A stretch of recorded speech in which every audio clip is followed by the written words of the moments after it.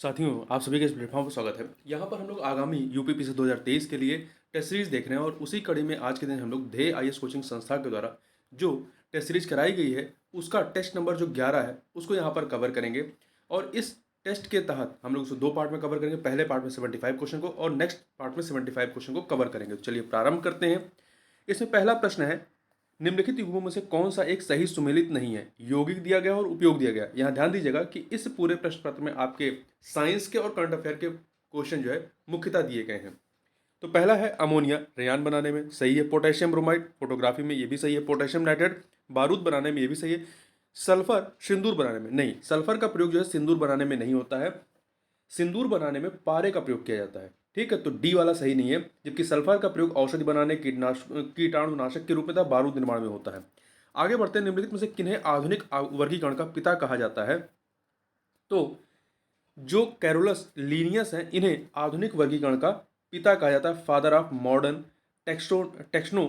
Taxonomy कहा जाता है। ठीक है, इन्होंने जीव जंतुओं के नामों के लिए द्विनाम पद्धति बनाई। इनकी पुस्तक सिस्टम नेचुरा में पादपों एवं जंतुओं का वर्गीकरण किया गया। आगे बढ़ते हैं। निम्नलिखित में से कौन सा वर्णीय लवक शैवालों में लाल रंग के लिए उत्तरदायी होता है? तो रोडोप्लास्ट।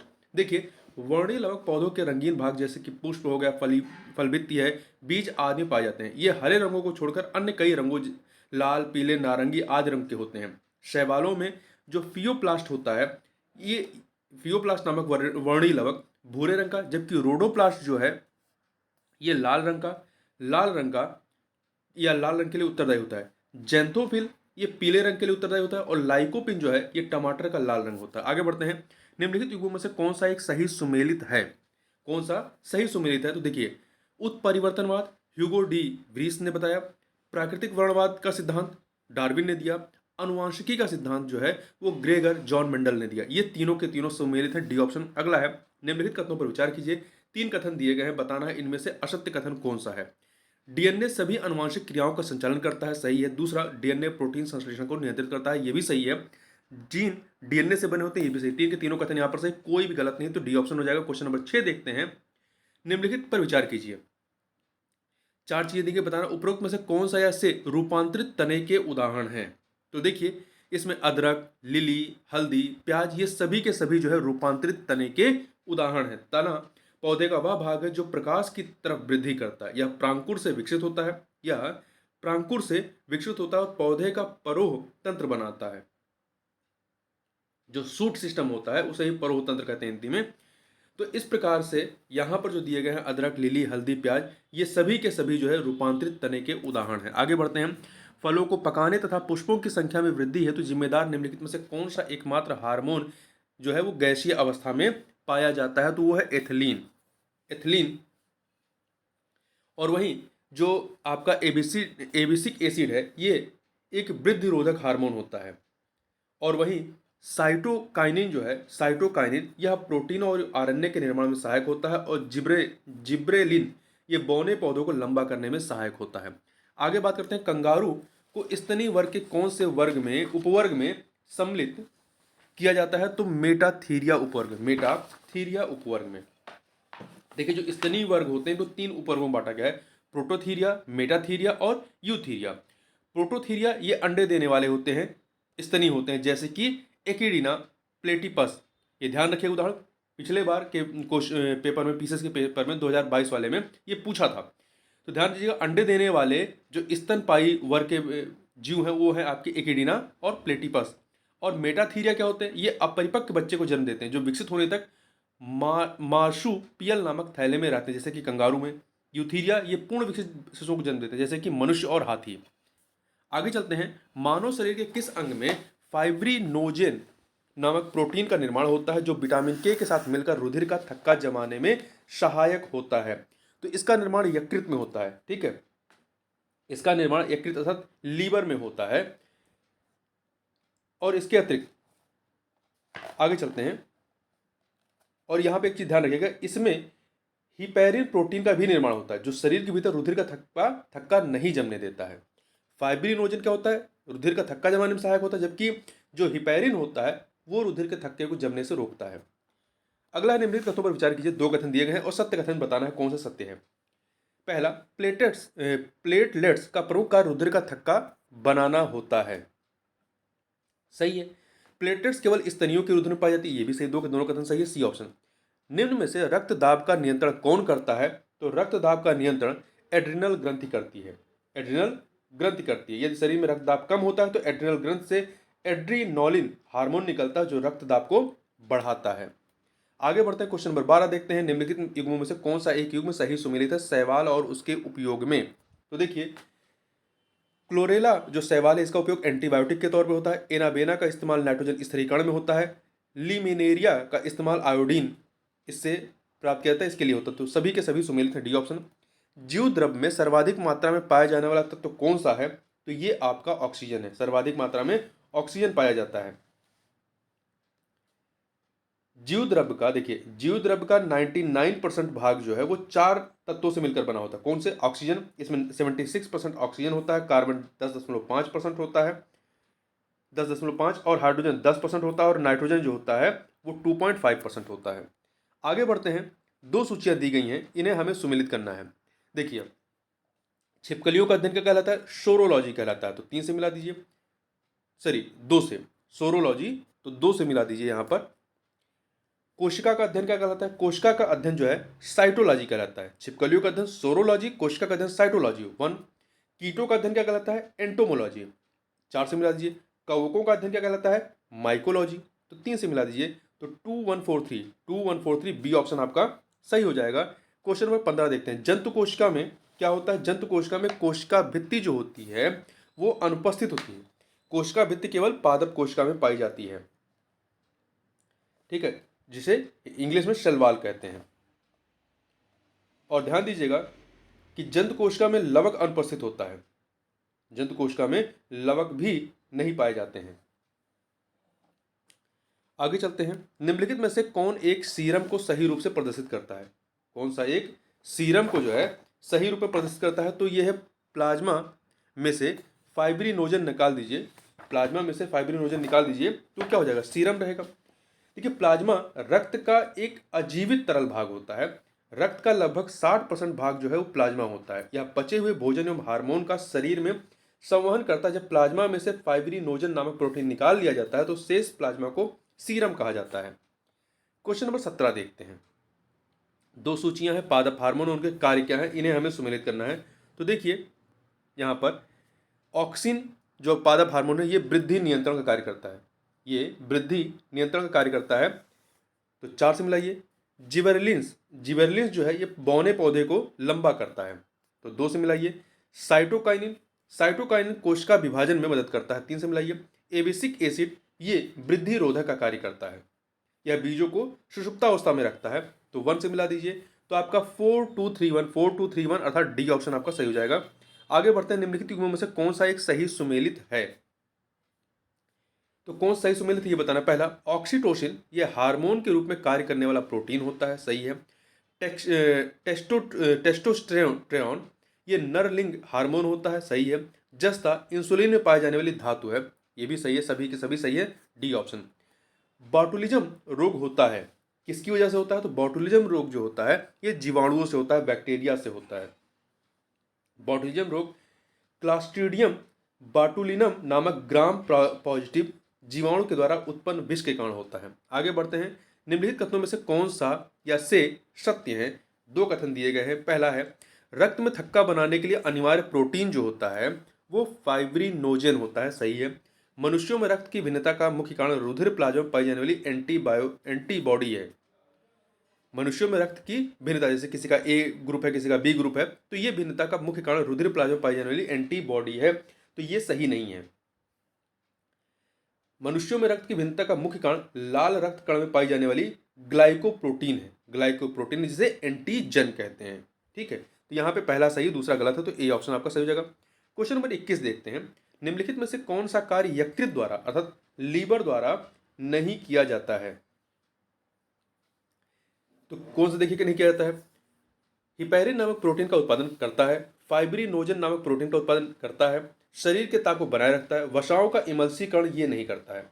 वसाओं का इमल्सीकरण पित्ताशय में, जो इमल्सीकरण पित्ताशय अर्थात गॉल ब्लैडर में जमा पित्त रस द्वारा किया जाता है। उस पित्त रस को क्या कहते हैं? बाइल कहते हैं। पित्त जो होते हैं पीले हरे रंग का क्षारीय द्रव है, क्षारीय बेसिक नेचर का, जिसका पीएच 7.7 होता है। तो यहाँ पर डी ऑप्शन आपका सही हो जाएगा। नैनो टेक्नोलॉजी में अध्ययन किया जाता है किसका? तो इसमें 100 नैनोमीटर से छोटे, 100 नैनोमीटर से छोटे पार्टिकल्स का अध्ययन किया जाता है। इंस्पायर कार्यक्रम के संबंध में निम्नलिखित कथनों में से कौन सा या शेष सत्य है?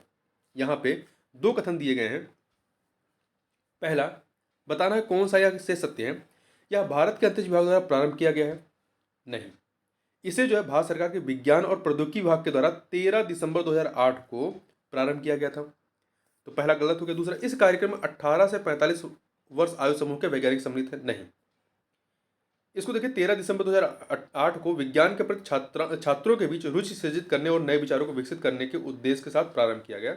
इस कार्यक्रम में 10 से 32 वर्ष आयु समूह के वैज्ञानिक सम्मिलित हैं। तो दो के दोनों गलत हैं। आगे बढ़ते हैं। कथन कांड का प्रश्न है। कथन है कि अग्नाशीय रस को पूर्ण पाचक रस कहा जाता है। सही है। जो अग्नाशीय रस होता है, जिसे पैंक्रियाटिक जूस कहते हैं, तो अग्नाशय रस को पूर्ण पाचक रस कहा जाता है। सही है, क्योंकि कारण इसमें तीनों प्रकार के मुख्य भोज्य पदार्थों, कार्बोहाइड्रेट, वसा एवं प्रोटीन को पचाने के लिए एंजाइम होते हैं। तो ये कथन सही है, मतलब कथन सही है, कारण भी सही है और व्याख्या भी कर रहा है, इसलिए ए ऑप्शन आपका यहाँ पर सही हो जाएगा। अगला है क्वेश्चन नंबर 25, देखते हैं। लैंगर हैंस की द्वीपिका निम्नलिखित में से किस अंग का भाग है? तो ये आपका अग्नाशय का, ठीक है, ये अग्नाशय अर्थात पेंक्रियास का भाग होता है। सफेद फास्फोरस को निम्नलिखित में से किस एक में रखा जाता है? सफेद फास्फोरस को जल में रखा जाता है। सफेद फास्फोरस जो है वो जल में अविलेय होता है। साधारण ताप पर यह वायु में स्वतः जलने लगता है, क्योंकि इसका ज्वलन ताप जो है बहुत कम होता है। वायु से बचाने के लिए सफेद फास्फोरस को जल में रखते हैं। अगला है, निम्नलिखित कथनों पर विचार कीजिए। 3 कथन दिए गए हैं, बताना है इनमें से कौन से सत्य हैं। पहला, ठोस में श्यानता नहीं होती है। यह कथन गलत है। इसमें बताना है, ठोस में श्यानता नहीं होती, यह कथन आपका सही है। दूसरा, द्रव में श्यानता ताप बढ़ाने पर बढ़ती है। नहीं, ठीक है, द्रव का वह विशेष गुण जिसके कारण वह अपनी विभिन्न परतों के मध्य सापेक्ष गति का विरोध करता है, श्यानता कहलाती है। इसी को इंग्लिश में विस्कोसिटी कहते हैं। ताप बढ़ने पर द्रव में श्यानता क्या होती? घटती है, इसलिए दूसरा सही गलत है। गैसों में श्यानता ताप बढ़ाने पर घटती है। नहीं, ताप बढ़ाने पर गैसों में श्यानता जो होती है बढ़ती है। देखिए, द्रव में ताप बढ़ाएंगे तो श्यानता घटेगी, इस पॉइंट को याद रखिएगा। यदि जो द्रव है यदि उसका ताप बढ़ाएंगे तो उसकी श्यानता घट जाएगी, परंतु यदि गैस है उसका ताप बढ़ाएंगे तो श्यानता बढ़ जाएगी। तो यहाँ पे पहला सही है, दूसरा तीसरा गलत है, इसलिए सी ऑप्शन। उत्तल दर्पण अर्थात जिसे इंग्लिश में कहते हैं कॉन्वेक्स मिरर का प्रयोग निम्नलिखित में से किस एक में नहीं किया जाता है?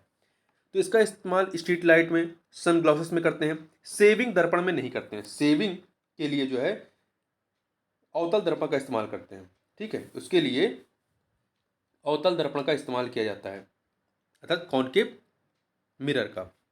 वाहनों के पश्च दृश्य दर्पणों में, मतलब पीछे की चीज देखने के लिए, इसमें आपका उत्तल दर्पण का। आगे बढ़ते हैं। निम्नलिखित में से कौन सा एक प्रकाश के अपवर्तन का उदाहरण नहीं है? तारों का टिमटिमाना है, द्रव में अंशतः डूबी हुई छड़ी का सीधा दिखाई देना, डूबी हुई छड़ी का सीधा देना, रेगिस्तान में मरीचिका, ये सभी है। यहाँ सीधा नहीं टेढ़ा दिखाई देता है। तो आपका एक सेकंड, रेगिस्तान में आपका जो मरीचिका है ये प्रकाश अपवर्तन का कारण नहीं है, ये पूर्ण आंतरिक का उदाहरण होता है। पानी से भरे बर्तन में सिक्के का अपने स्थान से उठा हुआ प्रतिध्वनि, ये सभी के सभी अपवर्तन के उदाहरण है, रिफ्रैक्शन के। परंतु जो आपका रेगिस्तान में मरीचिका है ये पूर्ण आंतरिक परावर्तन का उदाहरण है। निम्नलिखित में से कौन सा या से विद्युत चुंबकीय प्रेरण के सिद्धांत पर कार्य करता है या करते हैं? तो कौन सा करता है? ट्रांसफार्मर, माइक्रोफोन, विद्युत जनरेटर, ये सभी के सभी विद्युत चुंबकीय प्रेरण के सिद्धांत पर कार्य करते हैं। तो यहाँ पर डी ऑप्शन आपका सही हो जाएगा। देखिए, किसी बंद परिपथ में होकर गुजरने वाले चुंबकीय फ्लक्स में परिवर्तन कर दिया जाए तो परिपथ में विद्युत धारा उत्पन्न हो जाती है। विद्युत धारा उत्पन्न हो जाने की इस घटना को विद्युत चुंबकीय प्रेरण कहते हैं। और ये जो घटना होती है इन तीनों में होती है, ट्रांसफार्मर, माइक्रोफोन और विद्युत जनरेटर में। आगे बढ़ते हैं, क्वेश्चन नंबर 31 देखते हैं। कथन कांड का प्रश्न है, कथन है कि लाल, हरा एवं नीले रंग को प्राथमिक रंग कहते हैं। सही है। प्राथमिक रंग ऐसे रंग होते हैं जो किसी अन्य रंग के मिश्रण से नहीं बनते। कांड भी सही है। तो कथन कांड सही है और व्याख्या भी हो रही, ए ऑप्शन। निम्नलिखित युग्म में से कौन सा एक युग्म सही सुमेलित नहीं है मूल राशि और उसके एसआई मात्रक में? तो पदार्थ की मात्रा आपका मोल होता है, ज्योति तीव्रता का कैडेला, उष्मागतिकता आपका केल्विन, द्रव्यमान का मिलीग्राम नहीं होता है, द्रव्यमान का एसआई यूनिट किलोग्राम होता है। अगला कथन कांड का प्रश्न है, कथन है एक केस नली में जल की अपेक्षा एक तरल अधिक ऊंचाई तक चढ़ता है। एक केस नली में जल की अपेक्षा एक तरल जो है अधिक ऊंचाई तक चढ़ता है। कारण तरल का पृष्ठ तनाव जल की अपेक्षा अधिक है, इस वजह से वो ऊंचाई तक चढ़ता है। तो कथन कारण सही है और व्याख्या भी हो रही है, ए ऑप्शन। अगला 34 नंबर क्वेश्चन 34 है, पराश्रव्य तरंगों का प्रयोग किया जाता है, किसके लिए किया जाता है? समुद्र की गहराई का पता लगाने में, मस्तिष्क के ट्यूमर का पता लगाने में, वायुवानों को साफ करने में, इन सभी में इसका इस्तेमाल करते हैं। तो डी ऑप्शन यहाँ पर हो जाएगा। देखिए 20,000 हर्ट्ज से अधिक आवृत्ति वाली तरंगों को पराश्रव्य तरंगे कहते हैं। पराश्रव्य तरंगों को मनुष्य के कान नहीं सुन सकते। इन तरंगों को चमगादड़, कुत्ता, बिल्ली आदि द्वारा आसानी से सुना जा सकता है। इसका इस्तेमाल गठिया रोगों के इलाज में भी किया जाता है। अगला है कथन कांड का प्रश्न है। कथन कांड का प्रश्न, कथन है बैगनी प्रकाश का प्रकीर्णन सबसे अधिक होता है। स्कैटरिंग सही बात है। कारण बैगनी रंग की तरंगदैर्घ्य प्रकाश के विभिन्न रंगों में सबसे कम होती है। जिसकी वेवलेंथ जितनी कम होगी उसकी स्कैटरिंग उतनी ज़्यादा होगी। लाल की वेवलेंथ सबसे अधिक होती है, उसकी स्कैटरिंग सबसे कम होती है। तो कथन कांड सही और व्याख्या भी हो रही है, तो ए ऑप्शन आपका सही हो जाएगा। अगला है, दो सूचियाँ दी गई हैं, प्रमुख लवण और उनके रासायनिक नाम क्या हैं, इन्हें हमें सुमेलित करना है। नीला थोथा को कॉपर सल्फेट कहते हैं, सही है। सोरा को, तो 1 से मिलाइए, सोरा को पोटेशियम नाइट्रेट कहते हैं, 2 से मिला दीजिए। खाने का सोडा सोडियम बाई कार्बोनेट होता है, 3 से मिलाइए। धावन सोडा सोडियम कार्बोनेट होता है। खाने का soda sodium by carbonate, Dhawan soda sodium carbonate, धोने का, कपड़े उपड़े धोने का। तो 1 2 3 4 ए ऑप्शन। आगे बढ़ते हैं, क्वेश्चन नंबर 37 देखते हैं। निम्नलिखित कथनों पर विचार कीजिए। 3 कथन दिए गए हैं। पहला, पारा अमलगम बनाने वाली धातु है। पारा का जिस धातु के साथ मिक्सचर बनाया जाता है वो अमलगम कहलाएगा। पहला सही। दूसरा, हाइड्रोजन सल्फाइड की उपस्थिति के कारण पीतल का रंग हवा में फीका पड़ जाता है, ये भी सही है। तीसरा, जस्ता गैल्वेनाइजेशन में प्रयुक्त होने वाली प्रमुख धातु, ये भी सही है, लोहे पे पर चढ़ाने के लिए, जिससे कि उसमें जंग ना लगे। तो इनमें से सत्य कथन कौन से हैं? तो यहाँ पर सभी के सभी सत्य हैं, तो 1 2 3 सी ऑप्शन। निम्नलिखित युग्मों में से कौन सा एक सही सुमेलित नहीं है संस्थान और वो कहाँ पर है? तो देखिए, सेंट्रल लेप्रोसी इंस्टीट्यूट आगरा में, राष्ट्रीय मानसिक विकलांग संस्थान हैदराबाद में, उच्च रक्षण पशु रोग प्रयोग संस्थान ये भोपाल में, राष्ट्रीय दृष्टिहीन संस्थान जो है ये आपका देहरादून में, दिल्ली में नहीं है।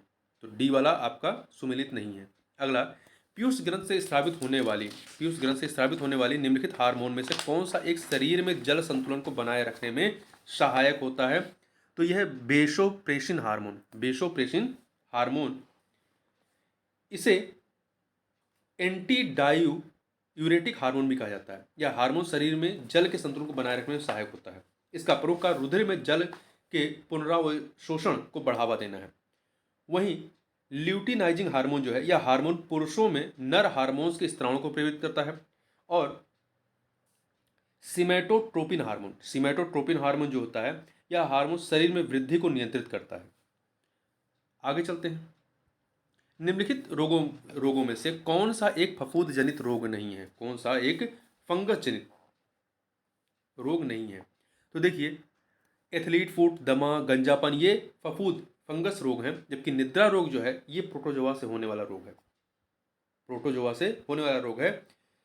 इस रोग में मानव का मस्तिष्क प्रभावित होता है। अगला है, निम्नलिखित में से कौन सा एक आनुवांशिक रोग नहीं है? थैलेसीमिया, डाउन सिंड्रोम, हीमोफीलिया, ये सभी के सभी जो है आनुवांशिक रोग हैं, परंतु फाइलेरिया जो है ये आनुवांशिक रोग नहीं है। फाइलेरिया को फील पाँव भी कहते हैं। यह गोल कृमि के संक्रमण द्वारा होता है। फाइलेरिया को फैलाने का काम क्यूलेक्स मच्छर द्वारा किया जाता है, तो सी वाला ऑप्शन। जबकि आपका जो अन्य है, जैसे थैलेसीमिया, ये आनुवांशिक रोग है। इस रोग में शरीर में हीमोग्लोबिन के संश्लेषण की क्षमता नहीं होती है। डाउन सिंड्रोम, यह एक आनुवांशिक विकार है, इसे मंगोली जड़ता भी कहते हैं। और हीमोफीलिया, यह एक आनुवांशिक लिंग संलग्न रोग है, इसमें रुधिर का थक्का नहीं बनता है। आगे चलते हैं, क्वेश्चन नंबर 42 देखते हैं। कथन काल का प्रश्न है। कथन है कि कवक अपना भोजन स्वयं नहीं बना पाते हैं, सही है। कारण कवकों में प्राणहित का अभाव होता है, ये सही है, कथन कारण सही है। व्याख्या भी हो रहा है ए ऑप्शन। निम्नलिखित में से कौन सा एक युग्म सही सुमेलित नहीं है फल और उसे खाने योग्य भाग में? तो देखिए, सेब का खाने योग्य भाग पुष्पासन है, काजू का बीज पत्र है, लीची का एरियल है, गेहूं का फल भित्ति नहीं है। गेहूं का खाने योग्य भाग भ्रूणपोष है, इंडोस्पर्म है, तो डी ऑप्शन। अगला है, निम्नलिखित कथनों पर विचार कीजिए, दो कथन दिए गए, बताना कौन सा सत्य है। भारत में परमाणु ऊर्जा विभाग की स्थापना वर्ष 1954 में हुई थी, सही कथन है। दूसरा, परमाणु ऊर्जा विभाग प्रधानमंत्री की अध्यक्षता में कार्य करता है, ये भी सही है। दो के दोनों कथन सही है, यहाँ पे सी ऑप्शन हो जाएगा। निम्नलिखित में से कौन सा एक युग्म सही सुमेलित नहीं है परमाणु विद्युत गृह और वो कहाँ पे अवस्थित हैं? तो देखिए, तारापुर महाराष्ट्र में है, तारापुर महाराष्ट्र में है, कैगांव कर्नाटक में है, काकरापारा गुजरात में है, रावतभाटा मध्य प्रदेश में नहीं, राजस्थान में है। रावतभाटा राजस्थान में इसे कनाडा के सहयोग से प्रारंभ किया गया था, तो डी ऑप्शन। अगला है, भारत में समेकित निर्देशित प्रक्षेपास्त्र विकास कार्यक्रम की नींव रखी गई कब? तो देखिए, एक सेकंड, तो इसकी न्यूज जो है आपकी वर्ष 1983 में रखी गई थी। इसे इंग्लिश में कहते हैं integrated guided missile development program. यह कार्यक्रम डीआरडीओ के नेतृत्व में चलाया गया। यह भारत की पूर्व प्रधानमंत्री श्रीमती इंदिरा गांधी ने इस कार्यक्रम की आधारशिला रखी थी। आगे बढ़ते हैं, निम्नलिखित प्रक्षेपास्त्रों में से कौन सा एक जमीन से जमीन पर मार करने वाला बैलिस्टिक प्रक्षेपास्त्र नहीं है? तो देखिए, पृथ्वी जो है ये जमीन से जमीन में मार करती है, त्रिशूल जो है ये जमीन से हवा में मार करती है, त्रिशूल जो है ये जमीन से हवा में मार करती है, और अग्नि जो है अग्नि जमीन से जमीन, ब्रह्मोस जमीन से जमीन, तो त्रिशूल ही जो जमीन से जमीन में मार नहीं करती है। अगला है, निम्नलिखित पर विचार करें और उपरोक्त युग्मों में से कौन सा सही सुमेलित है या से सही सुमेलित, ये बताना है। थैलोफाइट, स्पाइरोगारा, ब्रायोफाइट, मतलब इस समूह में थैलोफाइट समूह में स्पाइरोगारा आते हैं, ब्रायोफाइटा में मांस नामक जीव आते हैं, टेडोफाइटा में फर्न आते हैं, सभी के सभी सही है, डी ऑप्शन। निम्नलिखित में से किसका प्रयोग न्यूट्रॉन मंदकों के रूप में किया जाता है? तो देखिए, भारी जल का ग्रेफाइट और बेरिलियम ऑक्साइड, भारी जल, ग्रेफाइट, बेरिलियम ऑक्साइड, इन तीनों का इस्तेमाल किया जाता है। किसी के साथ जालसाजी करके उससे महत्वपूर्ण गुप्त सूचनाएं प्राप्त करना क्या कहलाता है? इसे फिशिंग कहते हैं। क्या कहते हैं? फिशिंग कहते हैं। अगला है, निम्नलिखित पर अगला जो है, निम्नलिखित पर विचार करें, शब्द संक्षेप उसका पूर्ण रूप क्या है, बताना इनमें से कौन सा सही सुमेलित है। देखिए, यूआरएल क्या होता है? यूनिफॉर्म रिसोर्स लोकेटर, सही है। यूएसबी यूनिवर्सल सीरियल बस, बीएडीएस वॉयस एक्टिविटी डिटेक्शन, तीन के तीनों सही हैं, तो डी ऑप्शन। 52 नंबर क्वेश्चन देखते हैं। 52, निम्नलिखित में से कौन सा एक भारत की महत्वपूर्ण रडार प्रणाली नहीं है? तो रोहिणी, अर्पणा, शांत, ये रडार प्रणाली पर संग्राम नहीं है। शतरंज और संग्राम डीआरडीओ द्वारा विकसित कंप्यूटर आधारित युद्ध प्रणाली है, यह रडार प्रणाली नहीं है। आगे बात करते हैं कथन कांड का। प्रश्न है, कथन है कि खुली वायु में कुछ दिन छोड़ देने पर चांदी की वस्तुएं काली हो जाती हैं, सही है। कारण चांदी वायु में उपस्थित ऑक्सीजन से अभिक्रिया कर सिल्वर सल्फाइड का निर्माण करती है, तो सही है, कथन कांड सही है। और व्याख्या भी हो रही है, तो ए ऑप्शन। हल्दी में किस प्रकार का वर्णक होता है? हल्दी में किस प्रकार का वर्णक होता है? इसमें जैंथोफिल वर्णक होता है। टमाटर में लाइकोपिन होता है। सेब में लाल रंग का कण एंथोसाइनिन होता है। निम्नलिखित में से वह कौन सा रोग है जिसमें रोगी कल्पना को ही सत्य समझता है, वास्तविकता को नहीं? इसे कहते हैं सीजोफ्रीनिया। सीजोफ्रीनिया में एक मानसिक रोग जो प्रायः युवा वर्ग में होता है। एक रोगी कल्पना को ही सत्य समझता है, वास्तविकता को नहीं। ऐसे रोगी आलसी, अलगावहीन और आवेशहीन होते हैं। जबकि मेनिंजाइटिस जो है ये मस्तिष्क रोग है। हर्पिस त्वचा में सूजन होती है। पटाउ सिंड्रोम ऊपर का उठ कर जाना, तालू में दरार आना। निम्नलिखित में से कौन सा एक युग्म सही सुमेलित नहीं है रोग और कारक में? रोग और कारक में कौन सा एक सही सुमेलित नहीं है? पेचिस प्रोटोजोआ की वजह से होता है। डिप्थीरिया विषाणु की वजह से नहीं होता है। डिप्थीरिया जो है ये श्वास नली संबंधित रोग है जो कोरोनी बैक्टीरियम डिप्थीरी नामक जीवाणु या बैक्टीरिया से फैलता है। तो डिप्थीरिया बैक्टीरिया से होता है, ना कि वायरस या विषाणु से। कोढ़ बैक्टीरिया से होता है। माइकोबैक्टीरियम लेप्री नामक बैक्टीरिया से होता है। एथलीट फुट कवक से होता है। Athlete foot. टीनिया पेडिस नामक कवक से फैलता है। और जो पेचिस है वो आपका एंटी अमीबा, आंत एंटी अमीबा हिस्टोलिटिका नामक प्रोटोजोआ होता है। आगे बढ़ते हैं, क्वेश्चन नंबर 57 देखते हैं। दो सूचियां दी गई हैं, आविष्कार और आविष्कारक कौन है, इन्हें हमें सुमेलित करना है। चेचक का टीका एडवर्ड जेनर का है 1, टीबी बैक्टीरिया रॉबर्ट कोच 2 से, बैक्टीरिया का Leeuwenhoek 3, polio vaccine John Salk 4, 1 2 3 4 A option. अगला है, नीचे दो कथन दिए गए, कथन कांड का प्रश्न है। कथन है कि वर्तमान में दूध को एक संतुलित आहार नहीं माना जाता है। सही है, कारण दूध में आयरन और विटामिन सी की पर्याप्त मात्रा पाई जाती है। देखिए, आजकल दूध को संतुलित आहार नहीं माना जाता क्योंकि इसमें आयरन और विटामिन सी का अभाव होता है, मात्रा अधिक नहीं पाई जाती है। तो कथन तो सही, कारण गलत है। तो सी ऑप्शन, ए सही आर गलत। अगला है, खाद्य पदार्थों को सुरक्षित रखने के लिए किसका प्रयोग किया जाता है। तो इसके लिए जो है सोडियम बेंजोएट का इस्तेमाल किया जाता है, सोडियम बेंजोएट, जिसका फार्मूला होता है C6H5COONA। अगला है, निम्नलिखित कथनों में से कौन सा या से असत्य है। दो कथन दिए गए हैं। पहला, शिराओं में अशुद्ध रक्त बहता है, शिराओं में अशुद्ध रक्त बहता है, ये गलत है। पल्मोनरी शिरा में अशुद्ध रक्त बहता है, ये सही है। देखिए, शरीर से हृदय की ओर रक्त ले जाने वाले रक्त वाहिनी को शिरा कहते हैं। शिरा में अशुद्ध रक्त बहता है, कौन सा असत्य है ये बताना, एक सेकंड, कौन सा असत्य है ये बताना है। तो पहला तो सत्य है, शिराओं में अशुद्ध रक्त बहता है, क्योंकि शरीर से हृदय की ओर रक्त ले जाने वाली रक्त वाहिनी को शिरा कहते हैं, और शिरा में अशुद्ध रक्त तथा कार्बन डाइऑक्साइड युक्त रक्त बहता है। लेकिन पल्मोनरी शिरा जो है, इसका अपवाद होता है। पल्मोनरी शिरा फेफड़े से बाएं अलिंद में रक्त को पहुंचाती है, इसमें शुद्ध रक्त बहता है। तो पहला सही है, दूसरा गलत है, तो बी ऑप्शन। क्वेश्चन नंबर 61 देखते हैं। निम्न में से ब्यूटेरिक अम्ल किसमें पाया जाता है। तो ब्यूटेरिक अम्ल जो है, एक सेकेंड, 60 के बाद 61 जाएगा ना यहाँ पे। निम्नलिखित में से किसे इरिडेशी कुल के पौधे के पुष्प की वर्तिकाग्र से प्राप्त किया जाता है। जो केसर होता है, इसे प्राप्त किया जाता है। अगला है, एक्सोपैथेल्मिया रोग में क्या होता है। इसमें आंखें फूलकर नेत्र कोटर से बाहर निकल आती हैं। यह थायरॉक्सिन हार्मोन की अधिकता के कारण होता है, सही है। निम्नलिखित में से कौन सा एक युग्म सही सुमेलित नहीं है। तो देखिए, मनुष्य की खोपड़ी में कुल अस्थियां 28 नहीं, मनुष्य की खोपड़ी में कुल अस्थियां 29 होती हैं। इनमें से 8 अस्थियां संयुक्त रूप से मनुष्य के मस्तिष्क को सुरक्षित रखता है, 14 अस्थियां जो हैं वो मिलकर चेहरे को बनाती हैं। तो पहला सही नहीं है। पसलियों का आपस में जोड़ने वाली अस्थि को स्टर्नम कहते हैं। प्रत्येक उपास्थि के चारों ओर पाई जाने वाली झिल्ली को पेरिकॉर्डियम कहते हैं। और मनुष्य में पसलियां कितनी होती, 12 जोड़ी। अगला, निम्नलिखित में से कौन सी एक अंतःस्रावी ग्रंथि नहीं है। अंतःस्रावी ग्रंथि नहीं है, तो देखिए, जो लार ग्रंथि है, लार ग्रंथि अंतःस्रावी नहीं होती। देखिए, अंतःस्रावी ग्रंथियों में पीयूष ग्रंथि, थायराइड ग्रंथि, अधिवृक्क ग्रंथि आती हैं, जबकि वाहिस्रावी अर्थात एक्सोक्राइन ग्लैंड्स में दुग्ध ग्रंथि, श्वेत ग्रंथि, लार ग्रंथि, असुर ग्रंथि, श्लेष्म ग्रंथि इत्यादि आती हैं।